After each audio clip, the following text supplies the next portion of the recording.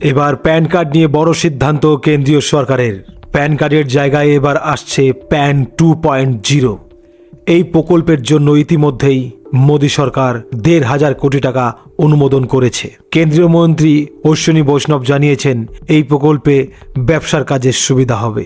Pan 2.0 business identifier হিসাবে কাজ করবে এবং খুব দ্রুত কাজ করবে। মধ্যবিত্ত ও ছোট ব্যবসায়ীদের সুবিধা হবে।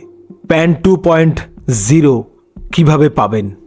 নতুন প্যান কার্ডের জন্য আলাদা করে আবেদন করতে হবে না। মন্ত্রী জানিয়েছেন যে প্যান কার্ড এখন আছে সেটাই কার্যকর থাকবে। নতুন ফিচারের সঙ্গে নতুন প্যান কার্ড চলে আসবে। যে প্যান নম্বর রয়েছে সেটাও বদল করতে হবে না। কর দেওয়া থেকে শুরু করে ব্যবসা সংক্রান্ত নানা কাজের জন্য নতুন প্যান আরও কার্যকর হবে। প্যান 2.0 পেতে কত খরচ হবে? নতুন প্যান কার্ড অর্থাৎ প্যান 2.0 আপডেট করতে কোনো খরচ হবে না।